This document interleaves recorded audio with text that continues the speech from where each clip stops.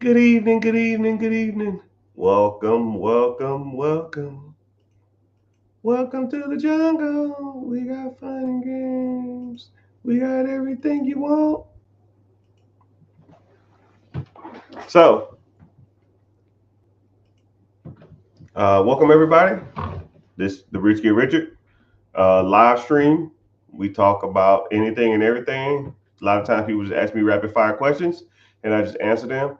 A lot of people just like listen to talk about different money making tips, money saving tips.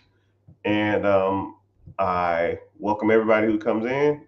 If you're new here on any social media platform, I prefer you to watch on YouTube because YouTube pays me to be here and everybody else don't. I'm not saying that you have to go to YouTube, but I mean, it's just better to be on YouTube, right? Um, welcome everybody who's coming in from YouTube. I have a free class that's every Wednesday. Well, at least the foreseeable future. I might stop it here and there if I'm busy or I'm out of town or out of country or something like that. But if you see the link in the bio and it says this upcoming Wednesday, just click on the link and it'll like the date will adjust to whatever day I'm available. And we talk about everything about assets, credit, funding, business structure. I mean, just everything that every person needs to have. So I'm a real big advocate on the four pillars of finance, and everybody needs to know all these. And that's you know real estate, whether it's your own home or investments, ownership, controlling the process that make you money, vending machines, storage units, ATMs, a business.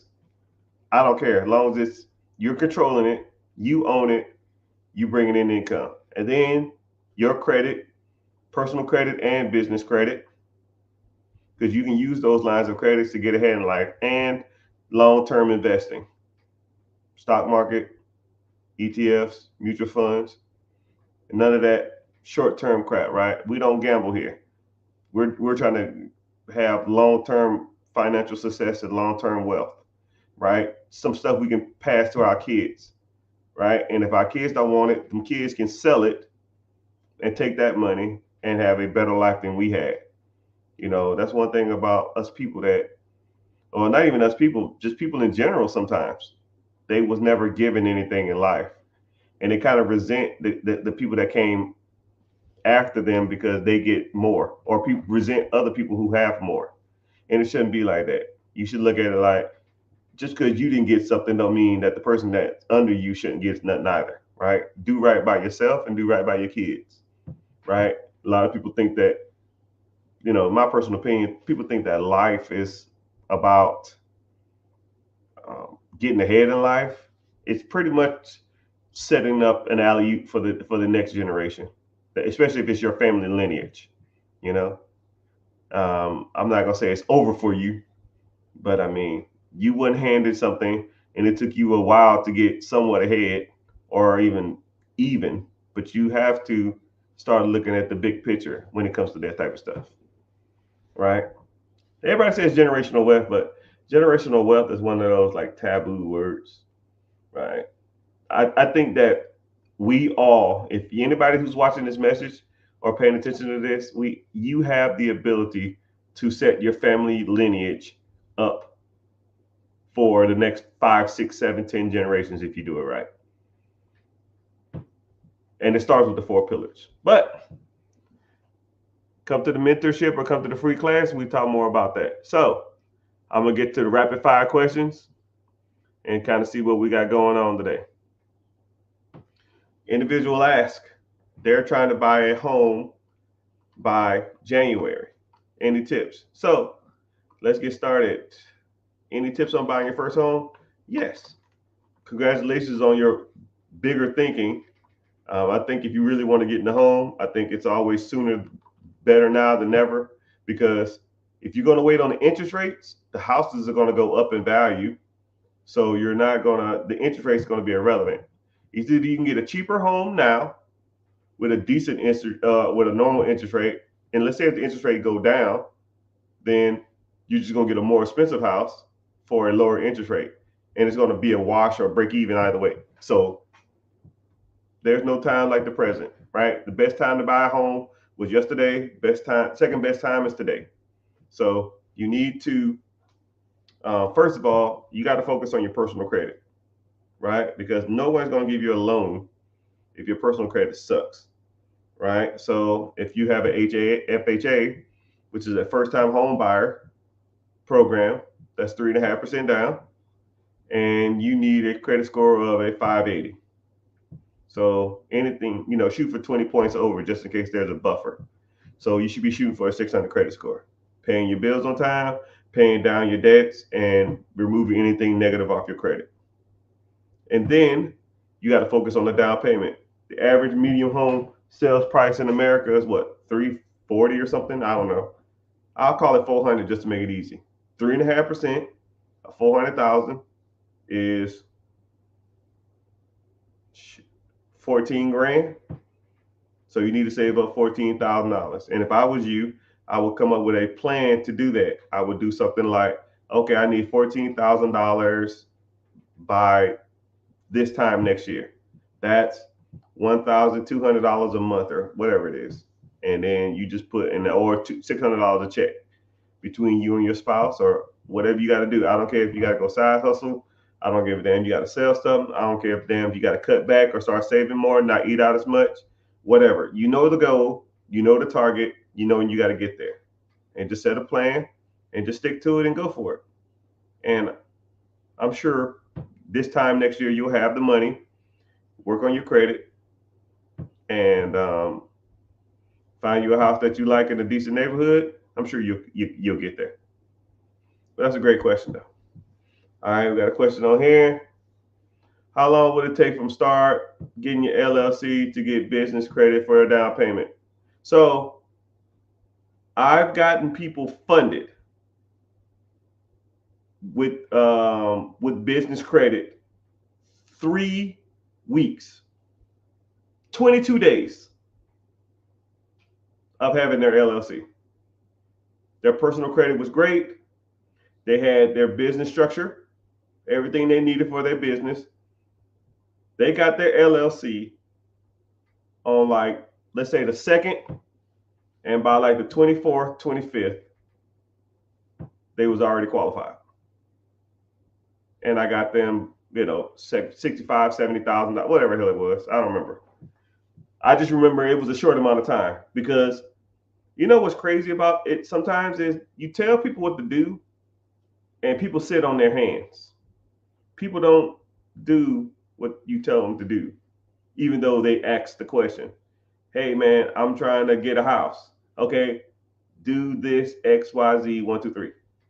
See them 6 months from now. You did X? Nope. You did Y? Nope. You did Z? Nope. You did 1? Ain't got time. You did B? You did 2? Whatever. Nope, nope, nope, nope, nope. And it's just funny how it's like people want the knowledge on how to do stuff, but people don't want the execution of doing stuff. I don't ever really understand that. Why ask how to do something if you're not going to do it, right? So all you got to do is just do it, right? People say, what do I need for my LLC and all that kind of stuff for business funding? Cool. 1, 2, 3, 1, 2, 3, 1, 2, 3. Do this, do this, do this, do this, do this. And then they say, oh, wow, cool. And then I had one guy, and he was super, super serious.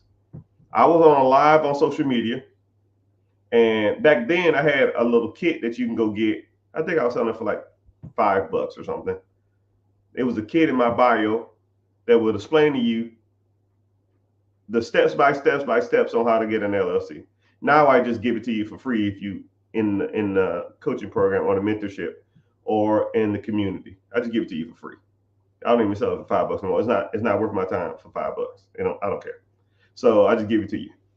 But he went in there. He said, "Yo, man, I need an LLC." I said, "Oh yeah, I have a kit, $5 in the bio." He said, "I'll be back." I ain't like, whatever, man. I don't give a damn. I ain't paying no mind. So, man, dude, that dude came back. It had to be 25, 30 minutes later. Yo, I did all that. What's next? Like, what do you mean you did all that? He said, yeah, I just ran through the whole kit. It explained everything what I needed to do, and I just did it right then and there. This man pretty much set up a LLC, EIN, and everything that's attached to be a legitimate business. Everything in like 25 minutes. So it's funny sometimes people come to me and like, yeah, man, I don't know what I'm doing. What's going on? Dude, some people just kind of sit on their hands and some people just get it done, you know? But he just went for it and did it. And that's why I like my program or that kit, because it pretty much walks you through it. It's step by step. It almost spells it out. You almost can't mess it up. Some people do, but for the most part, you don't. All right, so when they're talking about their first home, I want to buy a first home with land. I'm a vet and my credit is not A1. Okay, so especially if you're a vet. If you're a vet, you can get what's called a VA loan. I'm gonna put y'all on some real game if you're a vet. If you are a veteran and you want to get a loan for a home and you want to buy the land okay, so there's two ways you can do this. You can either buy the house that comes with the land, or you can find the land and then build your house on the land. Okay, so if you wanted to buy a home that already has land, that's fine.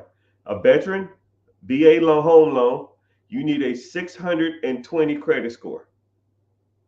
620 score, but we shoot for 10 to 15 over. So we'll shoot for a 630, 635, 640 credit score. You qualify for a VA loan. That's 0% down. If you need help with your credit, click the link in my bio, join the free class. We talk about getting your credit fixed or worked on or rebuilt, whatever you need. 640 is what you need to be shooting for, 0% down. So if you buy a house with land, 0% down, you might pay some closing fees, and you may pay a little closing fees and or an appraisal, a home inspection, and termite inspection. That's one more inspection too. I think like radon or something like that. But you might be out of pocket $1,500. Home inspection, they went up, man. Home inspection like $700. Termite inspection like $300, and then like the other inspections, there's like two other inspections I can't think off the top of my head. You might be out of pocket $1,500, but $1,500 to buy a house 0% down, that's a deal. And you get the best interest rates on the market. The average interest rate now is about a 6.8. Veterans get about a 6.4, 6.2, depending on when you're watching this, what the interest rates are. But you get a better interest rate. So veterans are the best way to do it. Or you can buy the land and then build your house. But what a lot of people don't know is you don't have to buy the land and the house separate. You just do what's called a single close, or a close. I forgot what it's called, but there's programs out there where you can find the land, buy the land, have your house built, and then don't make a payment until you move into the house. A lot of people think you got to go out there and buy the land first and then go out there and build the house on the land. Those are two closings. You don't want to pay double closing. There are programs out there where you find the land and then you build the house, and it's all one loan, and you pay it after the home is built. So if the house takes longer than you thought, you don't give a damn, because you're not paying the bill until the damn home is finished. And then when it is finished, you still walk after and inspect it. And then you have a home inspection on the house. And then you walk through the property and you figure out what's wrong with it. And then after you move in, you don't make your payment till 30 days after you close, which if you're going to build a house, that's the best way to do it. But yeah, I hope you found value in that. I hope you get some more information. If you want to learn more about home ownership, I have a lot of YouTube videos about it. But if you're watching from any other social media platform, just go to the Rich Get Richard on YouTube because, like I said, I get more or less paid to be here, right? Watch a 30-second ad and then you're in there. It's the same platform, it's the same stuff. It might be vertical or sideways, but you still get the gist. And if you want to follow on YouTube, that's fine. You don't have to, but you still get the same notifications on any other social media platform. Someone says, I have a 600 credit score or 670 credit score. I'm looking for investment in real estate. Which one should I do? Okay. So investment properties. Sorry, I take that back. Man, I messed that up. VA home loans are 620. Okay, yeah. No. VA home loans are 580. I apologize. FHA 580. They could be 560 to 580. VA home loans are 580. Investment properties for real estate are 620. Yeah, so now that I think about it, yeah, that's right. So you actually don't even need that much. You only need anything in the 600s can buy you your primary home. The house you live in can be only 600. So a lot of people say, "Yo, man, my credit ain't the best." It ain't got to be, right? But if it is in the fives, you need to go and do things to ensure your credit score goes up. One, you need to be below 30% or below 10% credit card utilization. First and foremost, right? You should almost, if you're thinking about buying a house, you should almost have no credit card debt. It almost shouldn't be a thing, right? You got to suck up them not having credit cards for a while until you get your house, and then you can go back to the credit card thing.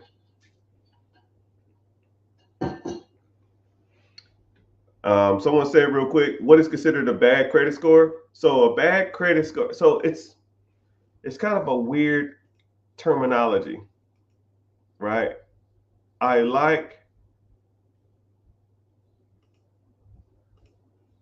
So whenever it comes to credit,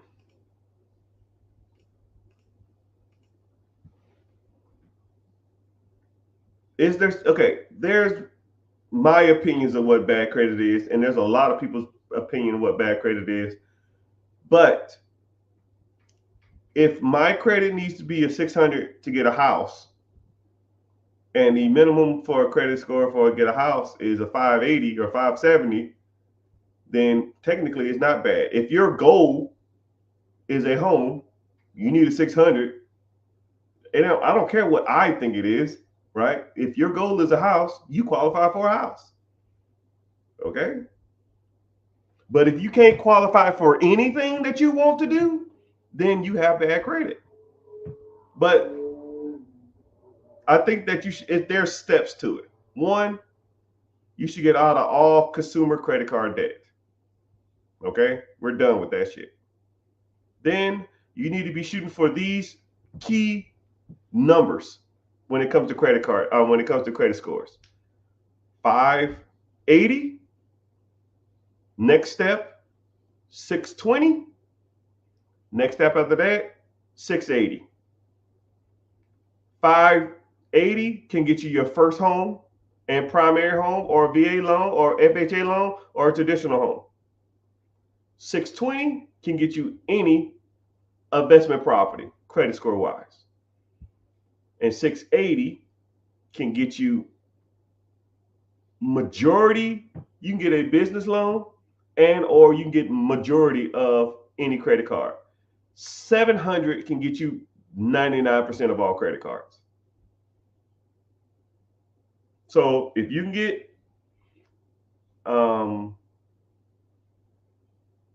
well, I'll give you 5 steps. I'll take that back. Let's do 5. 560 is the starter for cars.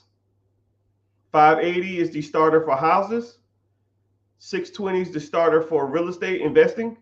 680 is the starter for businesses. 700, majority of, if not all, lines of credit cards. So if you have a 700, you got access to cars, You got access to first time home purchases or second time home purchases. You got access to purchasing real estate. You got access to buying businesses, and you got access to any type of business credit and business line of credit cards, and access to majority of personal credit cards as well.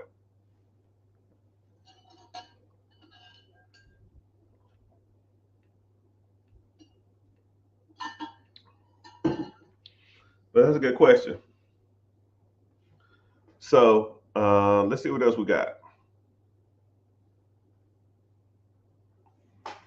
Any advice on HELOCs from Navy Federal? Lender tells me once the account has been established, I can't close it in spite of property decline.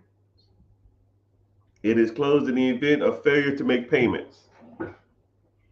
Yeah, that sounds about right. So whenever you establish a HELOC, whenever you get a HELOC, the HELOC is attached to the home. It's almost, some people call it a second mortgage. Some people call it a HELOC, home equity line of credit. So I'll kind of break it down to you in a nutshell. So you have a home that's worth 500,000.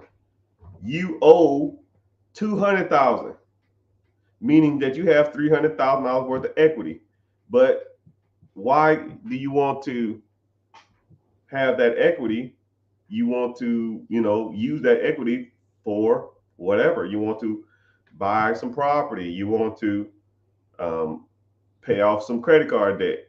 You want to build an addition onto your home. You want to start a business. You want to buy a business. You want to do real estate. You want to invest.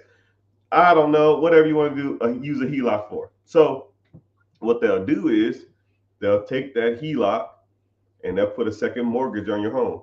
And that HELOC is almost now like a credit card. You can use it however you want to. So let's say you go and say, okay, I want to, whatever they approved you for, let's say they approved you for $150,000. Some lines of credit, they can go up to 90% of what your home is worth. Sometimes they do 75%, 80%. It depends on the bank and it depends on your credit and stuff like that. But let's just say they gave you a $150,000 equity line of credit. That means that you are tapping into that equity line of credit, and you use it's almost like a credit card, but it's attached to your house. It's $150,000. The interest rates are decent. They're better than credit cards. I know that much. They're like 8.5%, 9%, 10% now, depending. You slide that card, and it uses like a debit card, and they add they'll add that to your mortgage, right? They add up the balance at the end of the month, and then they send you a payment, right? Normally it's like 5% or whatever the payment is, minimal payment. So say if you went out with the Home Depot, Lowe's, and bought a shed, the shed is $3,000. So they'll send you a bill for $70. You can pay the minimum payment of $70, or you can just pay the whole $3,000 back. But it's just like a glorified. It's like I can't explain. It's like a credit card, but against your house. If you pay it all off, you just still have $150,000 worth of equity or a HELOC in that house. If you use all 150, then you have to pay a payment of, I don't know, $2,000, $3,000 or whatever the hell it is. And as long as you're making those monthly payments, you're good. But if you default, then they're going to sell your house and they're going to take their $150,000 back plus the $200,000, and you get the difference. But pay your bills on time, you shouldn't have any issues. And then also, when it comes to HELOCs, what they're saying is it's always attached to your house, so you can't get rid of the HELOC. You can always pay it down, but it'll always be there. If you owe nothing on it when you sell your house, say you owe $200,000 still, you sell it for $500,000, the HELOC is at zero balance, you get the $300,000 difference. About simple as it gets. If you owe 50 on the HELOC, you owe 250 on the house, that's 250. You sell it for 500, you get 250. They pay the $50,000 on HELOC and 200,000 balance remaining on the line of credit or on the business loan. That's pretty much that in a nutshell.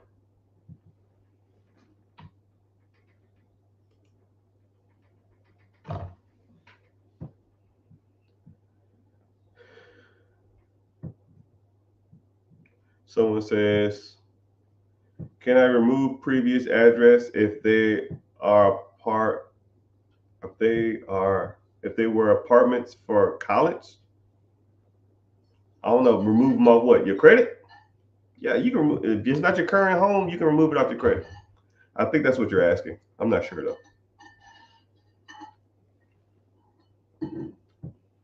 Are you considering a first time home buyer after a certain number of years if you own the house in the past? Yes. I don't know the stipulations because I've recently heard they changed, but if you bought a home, uh, I could, it's either 1 or 2 years. It's either 1 year, 18 months, or 2 years, right? Just for sake of argument, we'll call it 2 years. If you bought your first home using FHA, which is 3.5% down, and then I think it's 2 years after the first purchase, if you've sold, I think it's 1 year. No. I think it's 2 years if you still own it, if you're not living in it no more. And I think it's 1 year. I don't know. It's something weird. I really don't remember. But yes, there are some ways that you can buy another home using the FHA. You can buy multiple homes using FHA. I don't remember the rule, right? Because I ain't really qualified for it. But it's if you move out of the current house you're in and you live somewhere else for a year.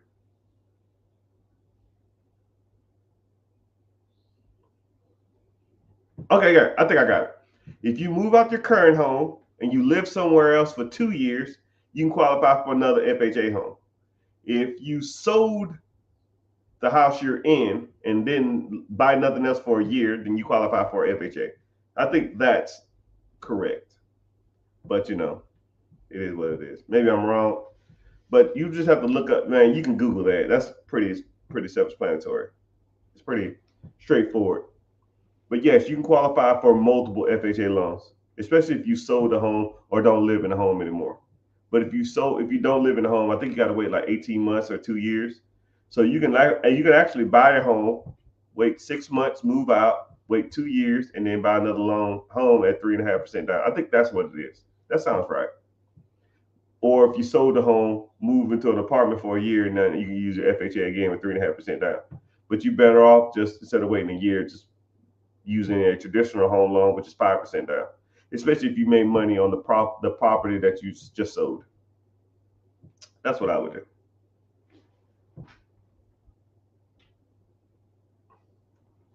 Welcome everybody.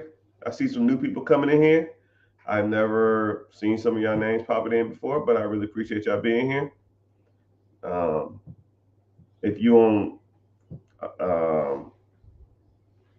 depending on social media, just at least give me a like, maybe even a follow, tap the screen a few times, show your support. Like a lot of this game and a lot of this knowledge is free. I'm just on here answering general questions. But like I said, I kind of give myself a plug. If you want to move forward on something bigger and better, you want to be really, really hands on and take your financial future to the next level. I have a free webinar that's coming up that talks about um, repairing your credit, tackling credit issues, getting yourself funded to expand your business, buy a business, buy real estate, maybe even moving your business from a small operation to a medium-sized / bigger operation. Working on your business structure. If you want to set up a trust, you want to set up wills, you want to set up trust to where your kids can get a check for the rest of their lives. If you want to set up, you want to get into apartments, you want to get into syndication, you want to get into wholesaling, all that kind of stuff, man. We talk about everything.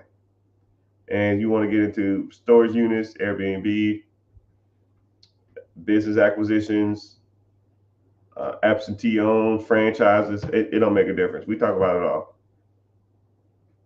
But Journey of 1,000 miles. Start with one step. Click the link in the bio. Join the free class, and then we'll get started. So next question.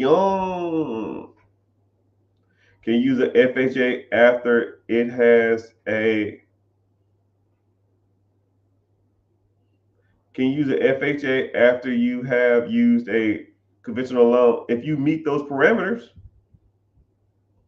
if you meet the FHA parameters, which is don't live in a house for a year or sold your past house and not lived in anything for 2 years or something, you would have to look it up. But yes, a FHA loan, I know it stands for, it's like a first time home buyer assistance program, but that resets after a while. And also, too, what's cool is a VA loan. Every state VA loans have certain entitlements. So let's say in the state of, I don't know, Georgia's requirement for a VA loan is 755,000, meaning that VA loans you don't have to put any money down. If you have a VA loan, you put zero down, and your benefits are $750,000. Let's say you buy a $200,000 house, you live in that house for so many years, you can just go and now that $200,000 is going to be subtracted from your overall. But yeah, you got to, and then you got to go up in value too.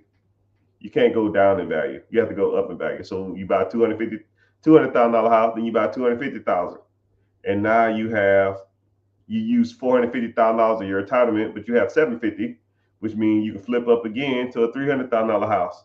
But you got to wait, I think, a year, 18 months. You probably got to look up the bylaws, but yeah. But back in the day, I knew a guy who flipped up 5 times. Yep. 5 times, 5 houses, 0% down, kept all 5 houses. So when people say you can't find money in deals or you need money to make money, no, you don't. You just need to know what the hell you're doing. First home was like 80 grand. The next home was 120. The next home was 190. Next home was 210, or something like that. Just kept buying and buying and buying till his entitlement ran out. But now he's making enough money in cash flow to put a down payment on a regular house, which is an investment property. And now you're off to the races. But that's how you do it. Right? Keep flipping up. Keep flipping up. But yeah, if y'all are, I appreciate TikTok, Facebookers, Twitchers, which kind of weird. Every once in a while I get some Twitchers on here, but I never even promote on that site. I never put anything on there. I don't even know how it works. But I'm glad you're here. YouTube, I appreciate that. And if you're not watching, if you're watching from anywhere but YouTube, could you please get to YouTube? It helps me out a lot. Hey. But let's talk about,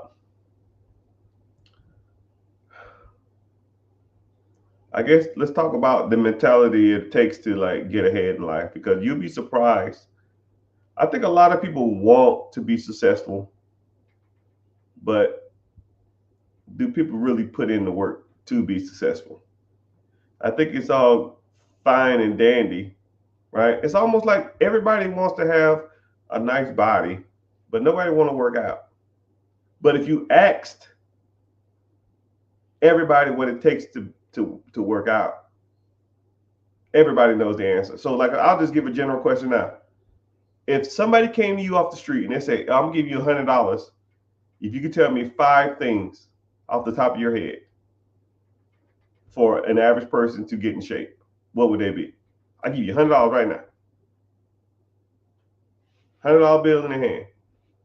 If you can name 5 things that people can do to be in better shape. I mean, let me guess what you're probably thinking. Sleep more, sleep 8 hours a day, drink more water, no sodas or sweets, work out 3-4 times a week,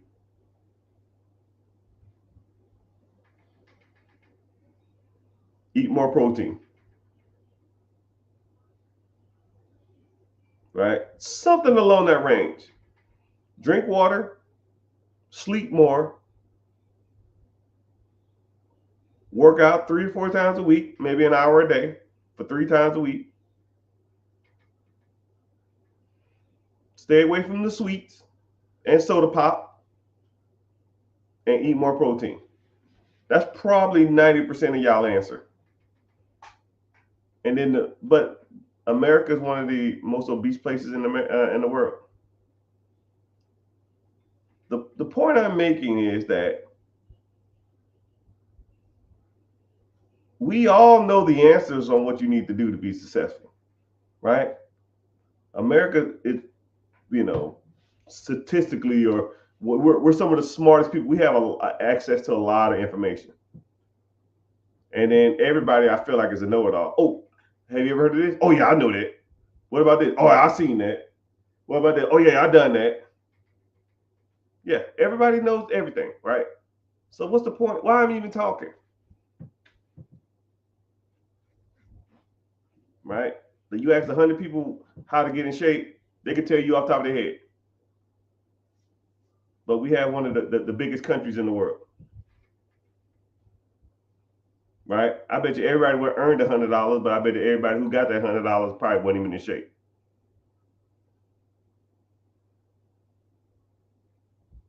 And then I'll also explain to you, think about it like this too. When it comes to fitness, why are there 650,000 personal trainers in the world?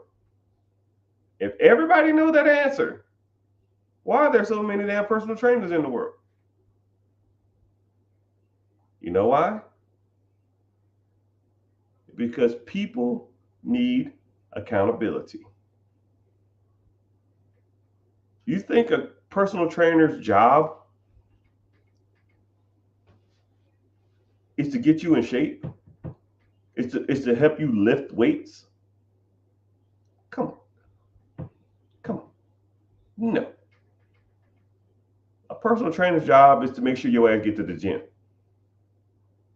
Because getting there, it's like 80, 90% of it. The lifting and the pushing, that stuff is just, that's just the afterthought of getting there. Once you get there, then it's downhill, right? I've rarely been in the gym like, fuck this. I ain't never doing this again. This is so hard. This is the hardest thing I've ever done. Because your body releases endorphins that pushes you whenever you're working out. You actually feel better after a good workout. You just got to get your ass there first. Right? That's what personal trainers do. I like Angela Bassett's story too. Angela Bassett has a personal trainer, and she tells her personal trainer, I will pay you $100 a day for us to work out every day. 6 o'clock every day. If I am late more than 3 minutes, you charge me $50. If I miss, you charge me double. And if I complain anytime doing my workout, I'll pay you 3 times as much. And people asked her, well, why do you do that? And she says, because I know if I pay him to make sure I'm here on time and work me out and pretty much make me shut the fuck up, I don't want to pay him for me to bitch, and I don't want to pay him for me to be late, and I for damn sure don't want to pay for him for me to miss. So she put systems in place to ensure her success. It's pretty cool if you kind of think about it. She knows her flaws. She knows that she probably late a lot or late at times. She knows that she probably bitches. She knows that she want to call in and not make it. She knows if she calls in, that's going to be $200. She knows if she goes in there and bitch, about not wanting to do it, she gonna have to pay $300. She knows if she shows up late, she's gonna pay $50. So she's established systems, people, and teams to ensure her success. Now, if you Google Angela Bassett, I mean, at 60 something years old, you can tell, right? You know when people work out a lot. She's not messing around. And then I ain't even gonna go to her nutrition enough, nothing, but she has no junk in her house, and her chef pre-makes her food. He'll come over like Mondays, Wednesdays, and Fridays, makes her breakfast, lunch, snack, dinner, and it's color coordinated. It'll have like B, L, S, D on it. Breakfast, dinner, lunch, snack. And then she has a couple of things in a pantry, and it says Angela Snacks, just in case shit happens. But if you get bored, you can just go Google Angela Bassett body, and you'll say, wow, she's 65? And you see why. Because it takes discipline. It takes hard work. She has systems and teams in place to ensure her success. Now, I'm going to put this on y'all. I'm not even going to make it about weight. What systems, teams do you have in place to ensure your success? Who's holding you accountable? Your boss? He don't give a damn. You just do the job to make his boss money or the owner money. You go about your way. Talking about real systems, some real progression, not work. Work is not a progression. Work is just a necessity to get through life. What systems you got in place? Who's holding you accountable? Who's ensuring that you are investing? Focusing on your credit? Who's ensuring that you're going ahead trying to find real estate deals? Who's ensuring that you're going ahead trying to find businesses or cash flow producing assets? Who's doing that? I'll wait. It's a handsome young black guy with two thumbs. That's where I come in, right? Because what I do is I give you a lecture. We have Q&A. I give you homework. I give you a lecture. Whatever the subject is of the day, we learn everything about that subject. And then we're going to put some homework there. We're talking about investing today? Cool. We're going to open up brokerage accounts. Mr. Richard, what's a brokerage account? Glad you asked. Let's talk about it. Now go open it up. And then next week, yeah, who opened up a brokerage account? I did. Well, I ain't get a chance. Well, why not? I've been busy. Busy doing what?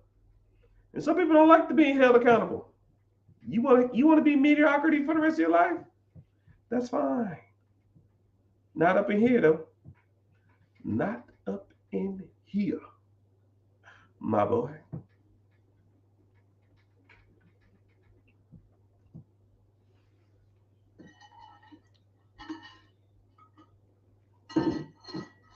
Oh, that's sweet. But if you're interested in that type of stuff, you're interested in talking about money, you're interested in talking about all that kind of stuff like that, about to get on YouTube, I'll see you there. Come on. I'll wait for you. Go to YouTube, type in therichgetrichard.com, and then ask any question there. I see those questions a lot easier than I do those other questions. It's just easier. Anyways, a lot of people ask a different question. So let's get to some questions. I see some popping in.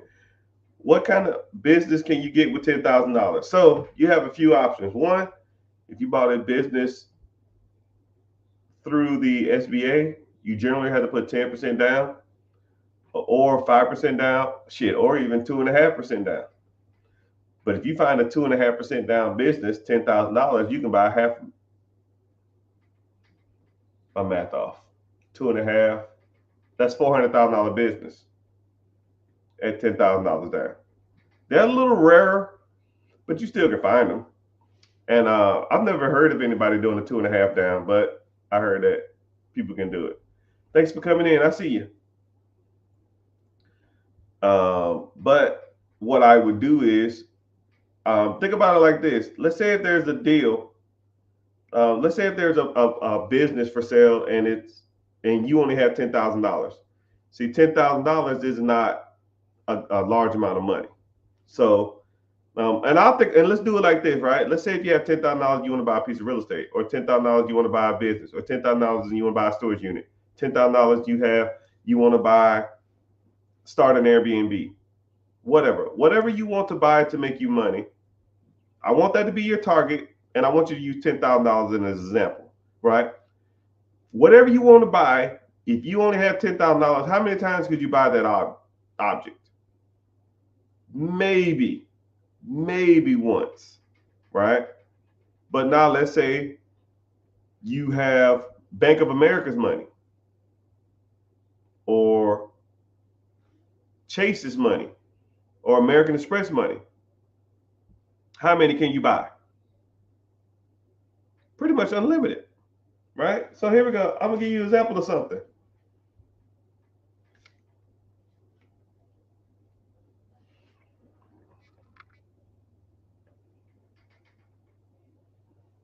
$30,000.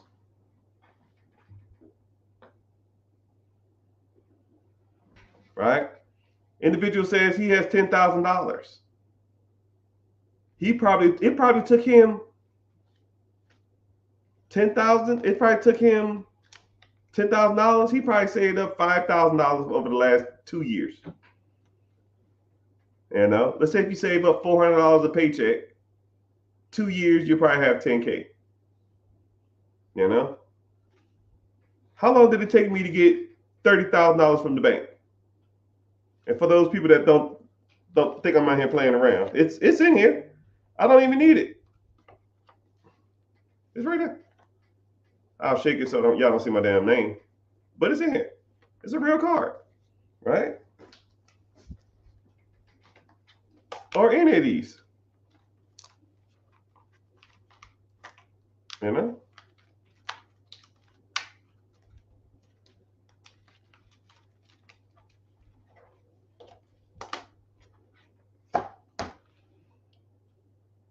Now, it takes you 2 years to raise $10,000. It takes me 2 days to go out and get $30,000 from the bank. Now, what would you rather have? $30,000 of someone else's money or $10,000 of your own money?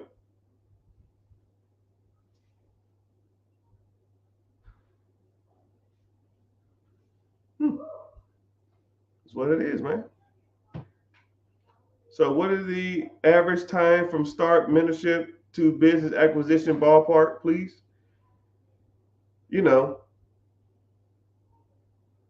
It really depends on the person. It really depends if you have your ducks in a row too, because before we even get to diving into businesses, you have to evaluate, you have to look at yourself and see if you have everything that's ready to receive a business. I mean, I'll use baseball as an analogy, right? Someone says, yo, man, I got drafted to an MLB team. If I went out there right now, how fast could I learn how to hit? I don't know anything about baseball. How fast could I go out there and hit a home run? I don't know. Do you have gloves? No. Okay. You got a uniform? No. You got a bat? Yeah, but it's a metal bat. Well, metal bats can't be used in the MLB, so we got to get rid of that bat. You need a wood bat. Do you have a helmet? I got a helmet. Okay, well, there's a start, right? We need to work on some things, right? Have you hit a ball before? I've hit a ball before, but not any good. Okay, so now we need to work on some things, right? First of all, you got to get a uniform. You need a helmet. You already have one. We can use that one. You need a uniform. You need some cleats. You're not going to be running baseball field in Nike, in Jordans, and some Yeezys. You need some baseball cleats. You need a real bat. All right. So now, once we get all that established, you got your uniform, you got your bat, you got your helmet, you got some cleats on. Now, let's focus on some hitting. And we're going to sit here and pitch until you get good at this. Now, I'm going to sit there just like this. Poof, poof, poof, poof. You're going to be just swinging. Swinging, swinging, swinging. Clump. You hit something. Yeah, you got grounded out. Poof, poof. Hit. Okay, we're past second base. We're getting there. And you just keep practicing and practicing and doing it and constantly. And you constantly out there looking for deals. If you're constantly out there talking to owners, if you're constantly out there negotiating, if you're constantly out there doing all the things that I tell you to do, right? You're swinging too low. You're swinging too fast. You're too early. You're too low. You need to choke up on the bat more. If you do everything I tell you to do, you can do it. Right? You can do it. You know, some people come in, they get a deal right off the bat. And some people take them a while. So it just depends. One guy, I broke it down how he should do it. And then he started hitting the pavement. And I swear to you, man, he wasn't even in the mentorship. I comically think about 2 months. 2 months. Somebody, it was I think it was not a flower shop. Was it a flower shop? It was a flower shop, and the woman died who owned it. Her son was from overseas. He came over to handle the estate. He put it for sale on some bullcrap website. He found it. The guy says, I don't want to do nothing with it. I'm moving back overseas. I'm trying to sell this while I'm handling the estate here. And he was like, okay, what do you want for it? I think it was $120,000, but it was absentee, and it made $105,000 a year. And the guy said, you know, you don't even have to pay me now. I don't need the money. You can just pay me later. So you're willing to do some owner financing. So he owner financed, listen to this shit. He owner financed an absentee business from a guy who mom died, who business it was. The guy lived overseas. He'll take payments over time. He just didn't want to deal with it no more. He couldn't, because he was overseas. He didn't want to deal with it. He just wanted to receive money from it. And he calls me and talking like, yo, man, this shit works. Of course it fucking works. What do you think I'm out here playing around? Right? And he said, what do I ask? What do I talk about? Cool. I gave him like 6, 7 key points. These are the things you need. You need this right here. Make sure it has this. Make sure it do this. 1, 2, 3, 1, 2, 3, ABC. All right, cool. I'll text you back. I'll call you back later. I don't know. 3 hours later, he texts me and said, that was awesome. And I sent him a gift like this.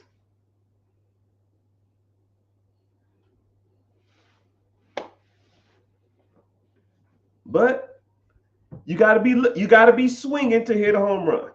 Now, some people say, yo, man, I can't find any deals. And I say, when's the last time you swung? I ain't got time. Okay, well, make time. I don't want to hear that shit. I can revert back to Angela Bassett. She can easily say, I don't have time to go to the gym Cool. $200. Don't care. I'm getting paid regardless. I'm trying to give you the keys to the castle, man, but you got to do the work. I like the analogy my old drill instructor used to say, life ain't going to do the push-ups for you. It's like one of the best analogies in the world. Life will not do your push-ups for you. Oh my goodness. He could almost put that shit on a t-shirt. It's like the only person I've ever heard say that in my life. Life won't do your push-ups for you. Meaning that you have to do the work. If you want to be successful, you got to do the work. I can yell at you all day. I can hold you accountable. I can tell you to go do this. I can point you in the right directions. I can get people to call you. If you don't do the shit, it ain't going to happen. It's not. Can't get mad at me for you not doing the work. If I tell you to go here, do this, and do this, and then you message me 2 weeks later saying, yo, it didn't work. And I say, well, did you do it? You say, no, I just don't think it'll work. Which I get. Which is crazy. Which is crazy. Hey, Mr. Rich, I'm trying to do this. Okay, cool. Do A, B, C. Okay, cool. Thanks. A month later. Hey, what'd you get on that? I didn't get a chance to do A, B, C. I thought it'd be better to do 1, 2, and a little of 3. I said, well, 1, 2, and 3 don't work. You got to do A, B, C. Yeah, but I felt like it should be this way. Well, what results you get? It didn't work.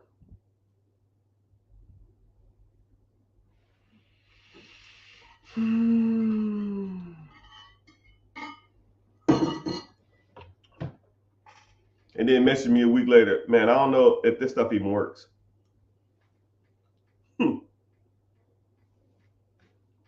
No, you don't listen. You can't be smarter than the instructor. Doesn't work like that. And then complain that the instructions don't work if you don't do what the instructor tell you to do. Read pages 5 through 12. Yeah, I didn't really read 5 through 12. I kind of understood that. So I just skipped ahead and read page 25 through 30. Okay, well, the test is on 1 through 12. Yeah, I felt I already knew that. Okay, here you go. Here's your test. Yeah, I failed. Well, I told you to read 5 through 12. Well, you're not a good teacher. All right, dude. Hey, TT, what's happening? TT Love 2288. What is that? What the hell is 2288? That's your birthday? February the 2nd, 1988? You're not 35. 36? I thought you was younger. TT, what's happening? Get back to where you once belong.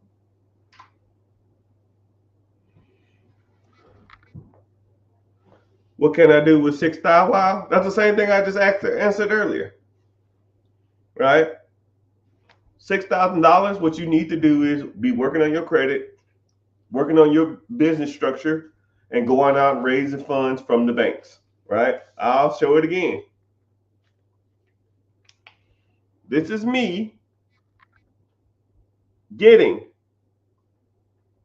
Welcome to your new Business Essential MasterCard. Limit $30,000.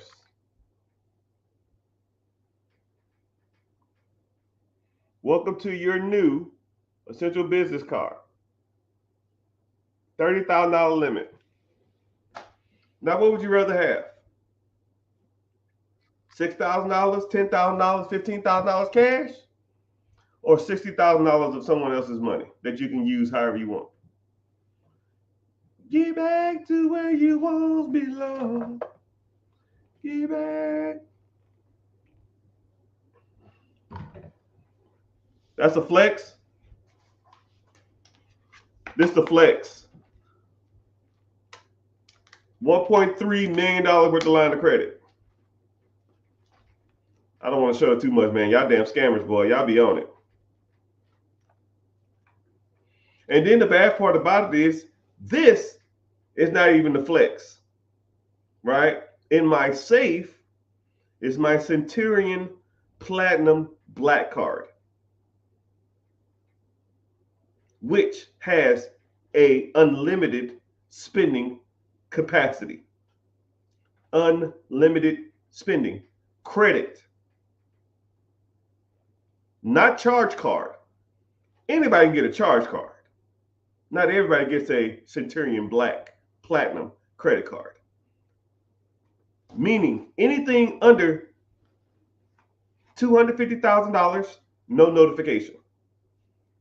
$250,000 to $1 million, 3-day notification.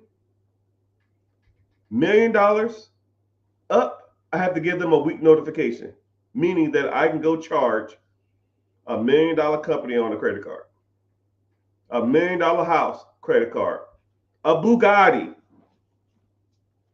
on a fucking credit card, 2 Ferraris, a Lambo. I go down to the Ferrari dealership, whatever, like, yo, I want it all. What it costs? What do you mean you want it all? I want the whole process. Well, including inventory, it's gonna be like $6 million. Cool, here you go. Click, click, click, click, click, click. It's a black metal card. Click, click, click, click, click, click. They say, damn, this guy ain't playing around. But I gotta give him a week notification. But let's be real. If you want to talk about a flex, that to me is more of a flex than any of the other shit, right?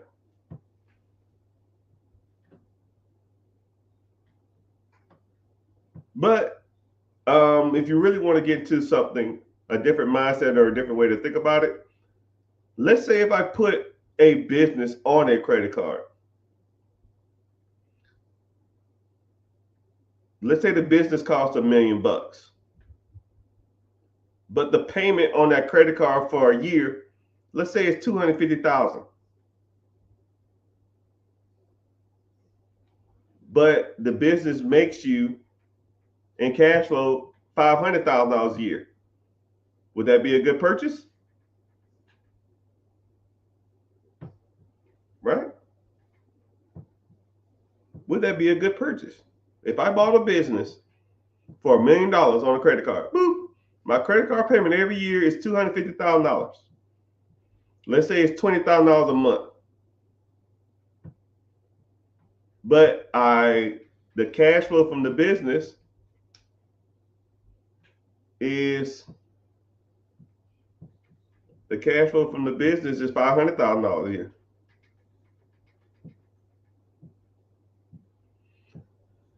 Oh yeah, I saw that you said you have a deal working. I didn't get a chance to read your message, but we'll talk about it.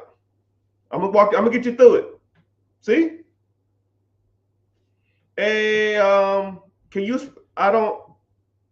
Can somebody is interested or thinking about getting in there?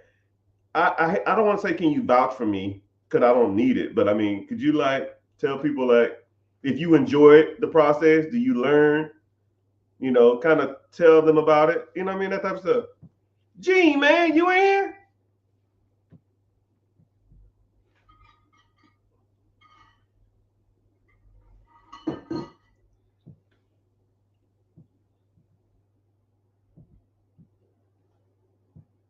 Hey, don't get the bragging now.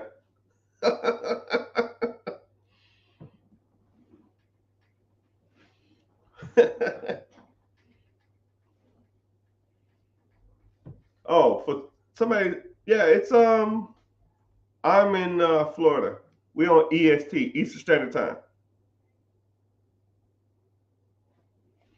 Yeah, one thing about it is I get on these lives and I talk, and I give y'all a lot of information, and a lot of this is free, and it's almost like I'm almost like I'm holding back.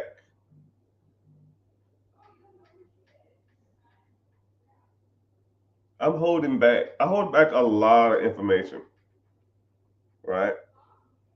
Because I can't just sit on here and just give you all the game, but I do hold a lot back. But once you get in there, You get into the classes, I give it all to you. I have no reserve. I'll tell you specifically where to go. I'll tell you specifically who to call, right? But the next free class is every Wednesday. Link in the bio. Click Be Your Own Boss. Yes, we have a speaker, but we'll talk more about it. Oh yeah, so East Coast. I don't know where you're based. I don't know where what time zone that is.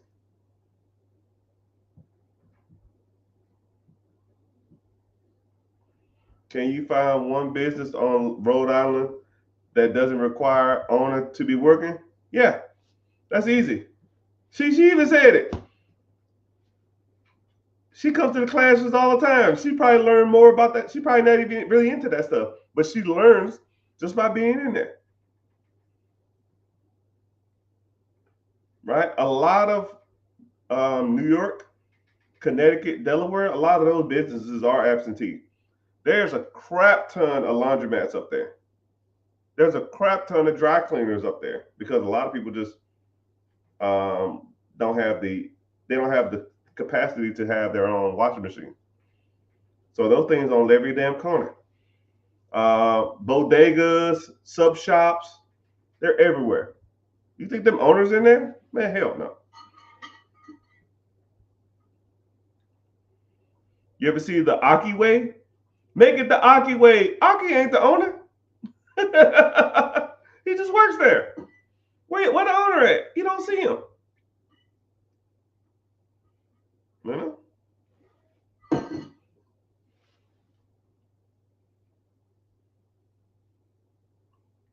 I don't know. I'm gonna look it up. I don't think he is though.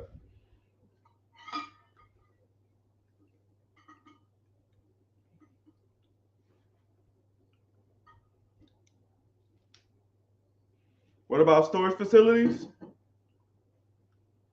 Storage facilities, yeah, you can get into that if that's what you want to do. But storage facilities are kind of weird because storage facility. Let me take this pill first.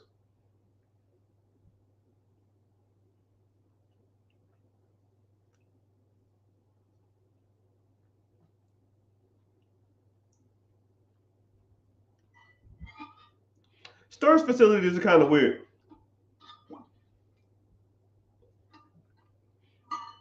You ain't got to. It's all good. I'll see you if I don't. I'll see you in the class if I don't talk to you again. Also, yeah, someone asked about storage units. Storage units are commercial real. This is what's crazy about storage units. This is what's crazy about everything, especially on the commercial side of real estate. People feel like, because people talk, and generally people talk about whatever they're into. So more likely, if you have a storage unit, you probably associate with people with storage unit. If you have an apartment, you probably associate with people with apartments. If you have a subway, you associate with other people who have subways. If you have, any type of industry, like if you have a certain type of dog, you probably follow a lot of pages with that certain dog on it. I mean, I don't know. It is what it is. The more you have something, the better understanding of that you have. And when it comes to anything commercial real estate, storage units and office complexes and that type of stuff, people talk to each other and then people hype each other up. So, for example, especially I call them untapped ones, untapped storage units, right? Untapped. The class is free. Link in the bio. Especially like untapped mom and pop ones. Because what happens is real estate investors, wholesalers, mom and pops and say, hey, you want to sell your property? No, but what do you give me for it? I give you $1 million. Nah, I'm good. Click. Hey, I want to buy your property. Well, what you gonna give me for it? I'll give you 950. Person offered me for it was 1 million. That's too much. Click. Hello. Yeah. What do you want for your property? What do you think it's worth? Well, somebody called me and said they'll give me 1 million. Cool. I'll give you 1.1. Well, I'm not for sale. And they constantly getting calls all day long. They probably get 2, 3 calls a day. I think 2 or 3 calls a week for people to buy their property. So after months, maybe years of that, they might get letters in the mail too. Yeah, I'll give you 1 million. I'll give you 1.5 million. Now they're like, wow, a lot of people want this property. So I'm gonna just put this shit on the damn market for $2 million, even though it's not worth $2 million. And now investors and the delusion of the owners are like making the markets almost unrealistic. But there are some untapped markets, but you got to know where to look and you got to know what you're looking for. So, but commercial real estate is a beast. You're competing with guys with millions and millions and sometimes billions of dollars looking for storage units. I know people, all they do is go look for storage units all day. Excuse me. They look for value adds, they look for undermanaged, they look for mom and pop bootleg ones that don't have any security and are undercharging. And they offer them $1.6 million cash. You wouldn't go in there to my, I give you $2 million on the finance, and they're like, yo, piss off. Or you got to go to the bank and put 20% down. That's $200,000, $300,000, $400,000 down, right? To get like what 9% on your money, it ain't worth it. So, but you can still find deals. You just got to know where to look.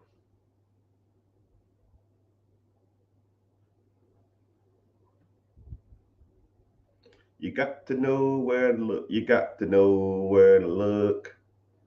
Know when to hold on. Know where to walk away. Know where to run. Are storage units your favorite absentee businesses? No, not even close. Not even close. I've had one storage unit. And I sold it after Christopher Michael Corrigan. How are you doing, man? My BFF is in the house, even though he been slacking on his friend duty. I'm gonna replace you with my dog. I'll see if he's still in here. He probably not. He probably just strolls through and bounce out of here. Yeah, strolling through. Can you buy a business with a DSCR loan? DSCR loans are pretty much reserved for real estate. But in all honesty, DSCR loans, they're kind of overhyped. I've done 2 and I wasn't impressed. So the DSCR loans is okay. So to even get in a DSCR loan, you have to put a down payment, right? And then what happened is they will cover you up to what the property can secure in rent. So for example, let's make these numbers easier. Say there's a piece of property that's worth $100,000. You get it under contract or get a purchase agreement for, I don't know, let's say $70,000, right? But it's worth 100. They're gonna say, okay, I need 10% down, which is $10,000, which is better than a investment property. An investment property is gonna be 20% down. 20% down, you can finance the other 80. That's 100% of the loan. So now what they'll do is you have a contract for 70, you put down 10%, that's $10,000 of what the property is worth. or put 10% down on what you need to borrow. We'll say $7,000. So you need to finance $67,000. Sorry, $63,000. $63,000. And then they'll say, okay, what we'll do is we'll do what's called a DSCR loan. So DSCR loan means that Debt Coverage Service Ratio loan. So let's say if that property is written for $1,500, they'll say, oh, it rents for $1,500. That means that your payment needs to be $1,305. $1,305 means that you can get a loan for $64,000. So $64,000 means that you probably got to bring another $1,000, $2,000 to the table. But you get into a property with less money down. But now let's say if you finance $63,000. Okay, kind of a little weird math, but let's say if you finance the $63,000, you have $37,000 in this fucking property. You have $37,000 worth of equity. So what do you want? Do you want 20% of equity in the property, but you got to put 20% down? Or do you want to put down 9%, but have 37% worth of equity in the property? Like, what do you want to do? I know that it's kind of like confusing, but you almost better off sometimes just putting 20% down and getting a loan for 80% of the value of the home versus putting 10% down. The debt servicing covers 90% of the rent, but that's only 70% of the house. Sometimes they'll say, okay, how much you got the contract for? I got the contract for 70%, 75%. They say, yo, it ain't gonna work. 80%, it ain't gonna work. Because to pay the 80%, your payment will be, $1,600, but the rent is $1,500. You're losing $100 a month. You can't cover the debt with that kind of loan. So you got to reduce the amount you financed. Now you're at $70,000, but you have a purchase price for $80,000. So you can't do it. So, and no, it sounds kind of nerdy, but me personally, I'm not impressed with DSCR loans. People always say, yo, I get a debt service ratio coverage loan. That's just trash, man. Unless you, like the one deal that I got this house pretty much turnkey. I pretty much got this house turnkey, and I put in my debt servicing coverage ratio percentage was like 58%. I said, yo, 58%. So let's say if I have a $200,000 house, I would have to buy a $200,000 house for pretty much $110,000. Who the fuck is selling a house for $90,000 off? Not too many people. Luckily, these people was in distress and they was going to lose their home. So either they can sell it to me for pennies on the dollar, I pay them some kickback, and I got the property, or they're going to lose their property. That's the only reason I got it. If they wouldn't have took that, I'd have lost that deal. Yesterday, I invested $400 in VOO S&P 500 on SLAT at I'm doing something good. Am I doing something good? Hell yeah. Shit, get it. Everybody should be doing some investing. I never heard of SLAT app, though. I never heard of that. I'll look it up, though, because that's what we do. Because if there's another product that other people can use or I can use, Slush, I never heard of it. A lot of people talk about Acorn. A lot of people talk about Robinhood. A lot of people talk about Webull. A lot of people talk about Fidelity, Betterment. all other kind of stuff, E-Trade. But hey, if it works, do they have like an expense ratio? Do they have any of that stuff? It has a good rating, has a lot of subscribers, a lot of usage. Yeah, it looks legit. Yeah, I got it. ST Stash. Oh, my bad. I was reading it wrong. The Stash app. Okay, cool. I'll start. Did you like the process? Because I'll start referring people to go there too. Or what I'll do is I'll get an account there and I get like a $2 referral fee. Use my promotion code so I can make $2.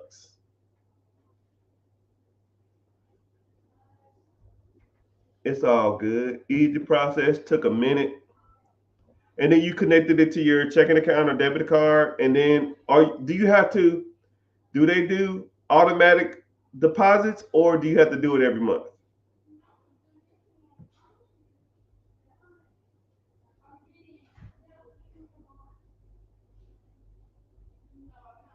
Yes, direct to the bank and auto. Stash then, all right. If you like it, I love it. Like, cause I always give people alternative ways to invest versus Robinhood. I don't like Robinhood that much. Robinhood restricted trading whenever GameStop was killing their ass. GameStop would have went out of business, man. Or a lot of these hedge funds would have lost billions of dollars more than they supposed to. Are mobile homes or tiny homes good investments? Yeah, if you buy them right. But if you want to learn more, Brown, we have a free class in in a little bit. So click the link in the bio and join the free class.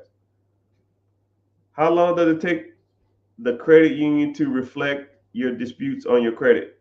So what I like to people to do is I call it the smoke clearing, right? Because if you go in there and just start like, and all honesty too, every credit bureau and or every financial service reflects credit differently. So whenever you go to dispute, or let's say if I went in somebody's credit report and I started knocking some stuff off, right? And let's say if I removed 8 late payments, 5 misspellings of your name, I added 3 good accounts, and your credit score, according to Identity IQ or whatever credit monitoring service you have, if it went up, I don't know, if it went up 50 points, I don't know. It takes every bureau is a certain day. I call it it's generally I call it every 35 days. So whenever we dispute, you have to give it 32 to 35 days after that dispute is cleared to reflect on your personal credit, the TransUnion, Equifax, and TransUnion and Experian. Whenever it reflects on that, then it reflects to all the credit card companies and stuff like that too. So generally, it takes 32 to 35 days. What do you do to do legal start a business? Well, first of all, hey, what's up, man? How you doing, Jr.? First of all, you need to start doing is you need a place, you need an entity, right? S corp, C corp, sole proprietorship, and or an LLC, a limited liability company. So yeah, that's the start. First of all, you got to establish what kind of entity you want to get. LLCs are the easiest to start, and they are the most common ones. But whenever you start moving up in the ranks and getting more money and getting more employees and getting more know-how and you want better tax advantages and stuff like that, then you got to start moving up to that other stuff. But I tell people to always start with an LLC. With an LLC, you're gonna need a tax ID. It's like the social security number for your business. You get that from the IRS. That is free. You go get your LLC or S corp or C corp. You get your LLC from the Secretary of State, and or you can go to like houses like Buzzy or LegalZoom. But that's the start. But if you want me to walk you through that whole process, I mean, it's not that hard. Well, it can be hard, but it's a lot more that you need to start doing, right? And I can just give you the website links and take you straight there, right? I had one student. Well, he really wasn't a student. He was just a guy that wanted information. I gave him the links to go do it. He pretty much had everything he needed for an LLC in 23 minutes. What's the difference between the Vanguard ETF, Vanguard Index Fund, and a Vanguard ETF? One tracks, one is a specific sector, and the other one is the top companies tracked from the S&P 500, which is appreciate it, man. Is tracked through the Standard and Poor's 500. So I'll give you a kind of overview, a synopsis of what that is. The S&P 500 stands for Standard and Poor's. It was two guys that what they did is they said that we want to track the top 500 companies on the Dow Jones or the NASDAQ. We want to see what the top companies are. And what they did is they ranked the top producing or the top companies that make money in America. And it's only one criteria. It ain't about who the CEO is. It ain't how long the company been around. It ain't who's more in the press. It ain't about Democratic or Republican. They don't give a shit. It is the top money producing companies in America in order. That's it. No politics, just money. And if you don't make the cut, a company that's 501 and a company that's 499 makes or break the amount of money you receive. It's almost like coming in last place in the Olympics. Being at the Olympics is its own thing, even if you do come in last. I'd rather go to the Olympics and come in last than be the first runner-up that didn't go. Because I can always tell people, yeah, I was an Olympian. Not everybody can say that. Only 500 companies in America can say, yo, we're on the S&P 500. That's tracked as the top companies in America. So whenever you want to track, or, one thing I like about ETFs are when you invest in an ETF, you get all top 500 companies in America. It's not tracked by me. It's not tracked by the government. It's tracked by a company, and all they do is look at the top 500 companies that make the most cash. That's it. So let's throw some numbers out there. If you had to guess, what would be the number one making money company in America right now? Anybody going to guess?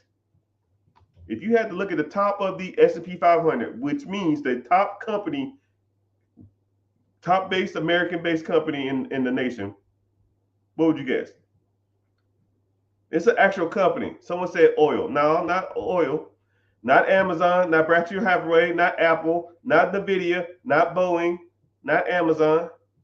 Y'all are close. Not NVIDIA. NVIDIA is up there. NVIDIA is kicking some butt. Someone says Libby. Someone says Tyco, no. PayPal, no. Someone says BlackRock, no. BlackRock is a hedge fund. Hedge funds don't generally track on the S&P 500. They're not a company. They're a group of investors who invest their money. GameStop, I don't think GameStop is even top 500. Microsoft, someone said Microsoft, and you would be ding, ding, ding, ding, ding, ding, ding, ding. Correct. Microsoft is the number one company in America right now. Makes the most money. All right, let's go for number two. Screw it. We in here. We having fun. Number two. Thanks for the gift. Thank you for the roses. Thank you for the roses. Thank you for the roses. Number 2 company in America right now. Come together right now over me.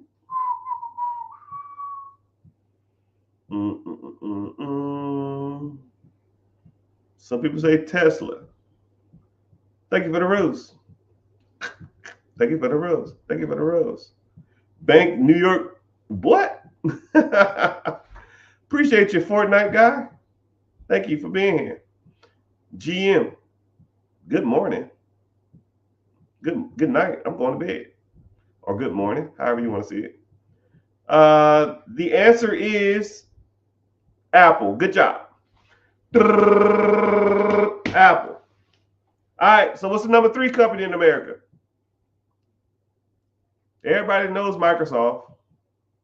Everybody knows. Everybody knows Apple. Everybody knows Microsoft. What's number 3?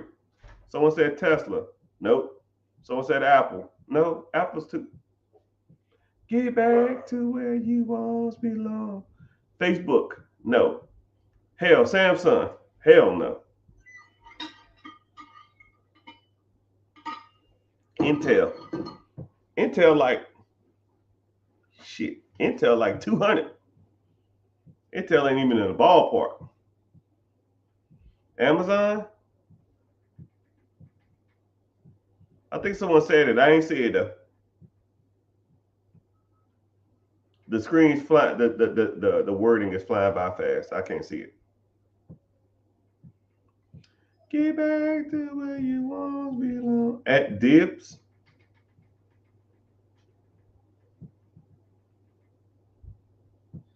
I'll give you a hint if y'all didn't say it already. It starts with an N. Google? No. Get back to where you once belong.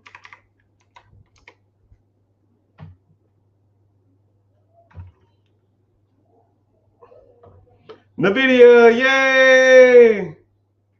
Anybody who don't know me, I'm telling y'all, man, NVIDIA is the hottest company in the world, in the United States at least right now. It's only, I think it's only 3 because it's only 3 because it doesn't have a big track record. It ain't been doing massive numbers for a long period of time like Microsoft and Apple. All right, number 4. All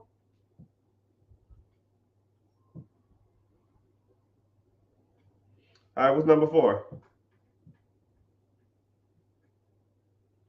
Don't ask me, $1 million baby. What is that? A groan? All right, what's number 4? We have Microsoft, Apple, NVIDIA. What's number 4 on the top companies in the world or in the United States? Don't ask me, $1 million baby. I ain't never represent, baby. I feel like paying $1,500 for a 500 square foot home, completely full of people, the greatest scam that no one's talking about. Yeah, about right, man. Boeing, Nationwide. No, you just said it. Triple. You said as much money as you spend at this company. Don't ask me, $1 million baby.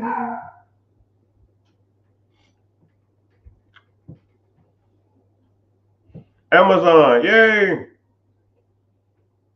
So think about it. There's a computer software company called NVIDIA that makes AI and computer software chips and makes video games software and hardware for like Fortnite, Minecraft, Roblox, and that kind of crap. That does more money than Amazon. It's nuts to even think about. It's almost crazy to think that there's other companies than Amazon, Apple, or Microsoft that's doing those kind of numbers. Yeah, it's nuts. Yeah, Amazon is 4. Okay, let's go for number 5. What's number 5? Thank you for the gifts. I appreciate it. And for those who just got here, I got a free class coming up. Click the link in the bio and join the free class. Don't ask me, $1 million baby. So number 5.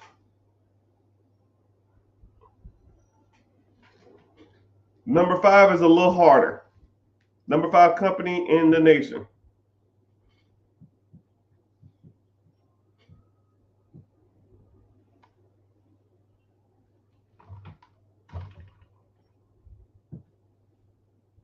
$1 million baby.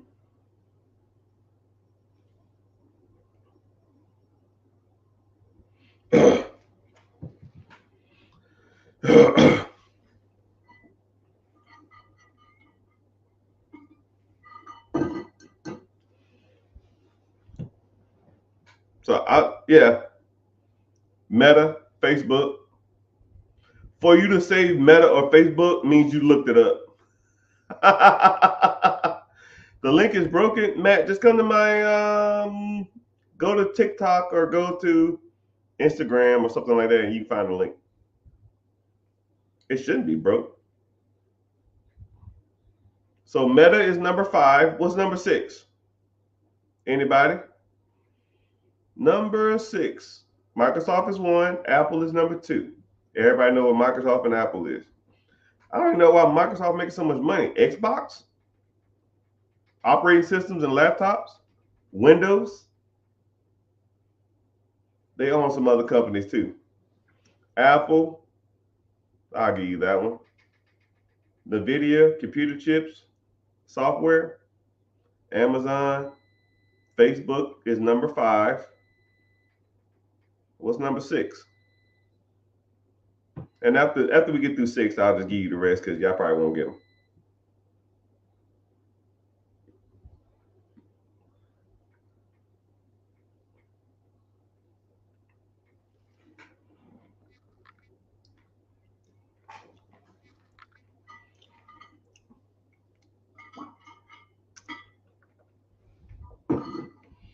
Number 6 and number 7 are Google.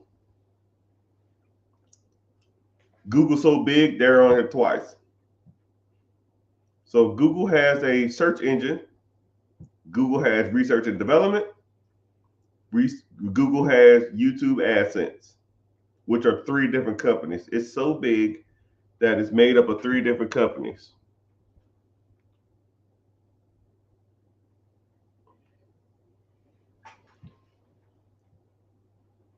So yeah, because of clouding computers. Oh yeah. So yeah, next is Berkshire Hathaway, uh, Libby, and Chase. Chase and J.P. Morgan combined. Broadband Lilly dropped off the top 10. And out of the top 10 companies in the S&P 500, out of all the 500 companies, 33% of all the money in the United States are in those 10 companies.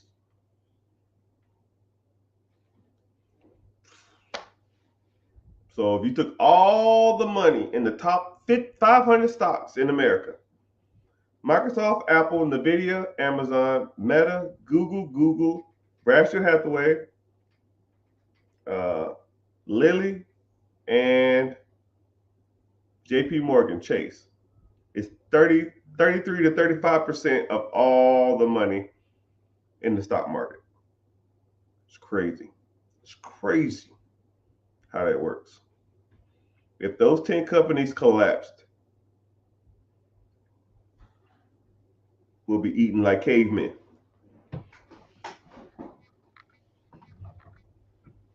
But hey, what do I know? I'm glad y'all watching and glad y'all following and glad y'all listening.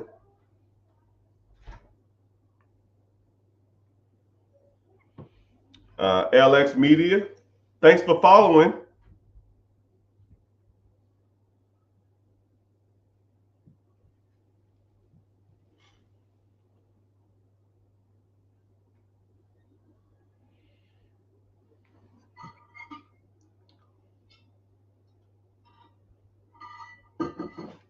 Someone asked a question. I'm gonna stroll back and kind of get to it. I missed it.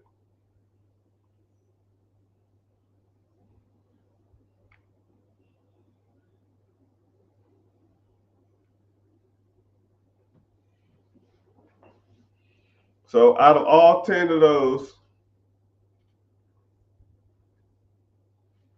if you had to pick one, um, hey man, Rico, that's a good question.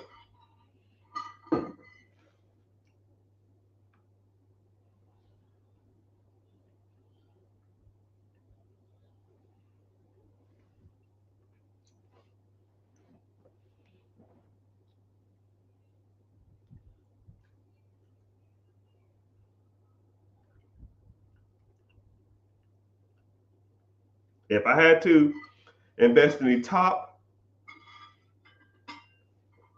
companies in the nation, which is Microsoft, Apple, Nvidia, Amazon, Meta, Google, Berkshire Hathaway, Lilly, and JP Morgan Chase. If I just had to do any one, I would. Okay, I'm gonna give you a short term, middle term, and then I'm gonna give you a long term play. Short term, you gotta ride the big horse in the room. Nvidia is the hottest stock pretty much in the nation now. I know people who manage major hedge funds. I know people who work at their big Wall Street execs.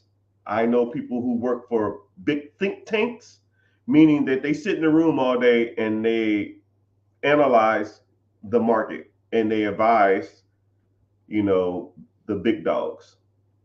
They're called think tanks. They're just people, nerds that just sit around and talk about money all day. And they give their opinion on where the stock is going to do, making $100,000 to $500,000 a year just sitting in the room talking about money all day. I wish I thought about doing it. I got a couple job offers, but I hate working for people. So Nvidia is the hottest thing since sliced bread now, and I think it's going to be like that. And it has so much upside. It hasn't split. It hasn't reached its full potential. It has nothing but upside. AI is not going anywhere anytime soon. Computer chips ain't going anywhere soon. They're just getting smaller and better. It just split. Shit, I'll take it. Thanks. I ain't heard anything about it. I'll take your word on it. I play the long game. I don't care. It can split 50 times. Don't care. Medium. If I had to go for like the medium, probably over the next 10 years, you really can't. I think Microsoft, Meta's kind of like not it. Google is kind of pegged out. Chase, not so much. Nvidia, probably the same. 10-1 split just happened. Hey, I'll take it. Mr. Chad, what's happening?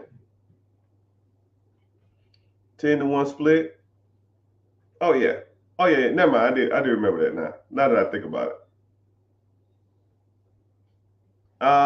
The long play, you got to go with hot Microsoft. If I had to do a 10-year play, 20-year play, words and Windows are going to be around forever, man. That shit ain't going nowhere. It's already back to 150. Yeah, I wouldn't doubt it. 140. Yeah, I bought right before the split and right after. I bought a lot. I want to say 60K. 60K right after the split. So, yeah, I'm sure I'm up. I don't even check no more. Dollar cost averaging, buy and hold, buy and hold, buy and hold. But you can get all of those in an ETF, right? So why take a chance on just getting Nvidia, or take a chance on getting just Microsoft, or take a chance on just getting Tesla, right? You get the ETF, or you get an S&P, or get an index fund or an ETF that tracks the S&P 50, or track the S&P 100, or check the S&P 10, right? Where you only get the top 10 companies, right? If the top 10 companies are 33% of all the money in U.S. circulation, or in the stock market, why not just track all that? Because that's just statistically going to make more money than anything else. But that's a good question. I never really thought about it like that. If I just had to get one, right? Shit, I'll just get the ETF and get them all. Just a better play. QQQM is okay. I prefer QQQ, and I prefer SPY. I prefer VOO. Individual stocks. I've been bullish on Coke for years, man. They've been kind of pegging out. I've been bullish on Apple for years, but they ain't pegged out yet. I've been bullish on NVIDIA, but it is what it is.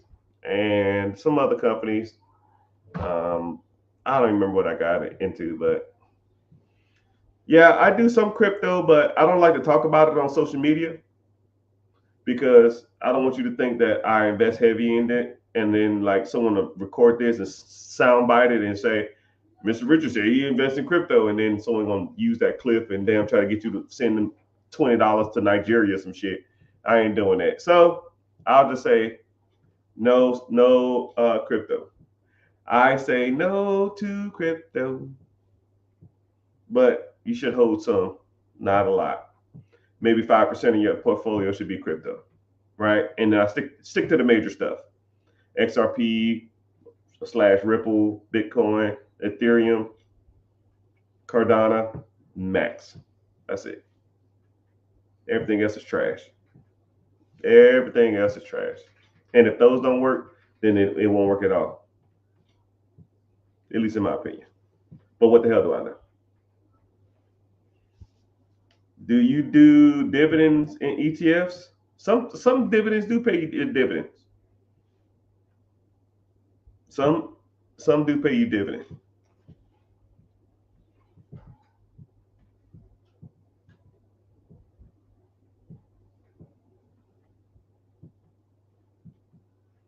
But yeah, shit, I got a damn. Shit, I gotta go somewhere and say, damn. But I'm gonna give a quick disclaimer and quick due diligence. Oh my goodness. Oh. So if y'all watching on any social media platform, Facebook, Instagram, YouTube, Twitter, Twitch, Clapper, I don't know. I'm on everywhere, right? But I stream to all different places. If you on there and you find value in this type of stuff, just make sure you follow, turn your notifications on, and next time you come through, ask the question that you want to ask. If you're more serious about, maybe even fixing your credit, you serious about getting into real estate, becoming a real estate investor, buying your first home, you're interested in buying a business, you're interested in buying storage units, you're interested in buying assisted living facilities. I don't give a damn. You're interested in ATMs, side hustles. I had an individual message me the other day talking about, yo, I want to buy one of those ice machines that sit in the parking lots. Yo, that's too easy, right? They're like $25,000, $30,000 a piece, right? If you want to get business credit or business funding, you can put 3 of those on a card, find a location, and then whenever the money starts coming in, just pay off the credit card debt or pay off the line of credit. And then when the line of credit is paid off, everything after that is yours. It's profit. You can sell it to someone else, or hell, you can buy an existing ones. Too easy, man. That's the type of stuff we talk about. I have a free webinar that's coming up. Link is always in the bio. Sign up. I don't sell your information. I won't flood you with text messages. I'm not that type, right? Like if you want to join and you serious, let's go for it. If not, you have a good day. But hope you find value in this. Make sure you're following. And yeah, have a good day.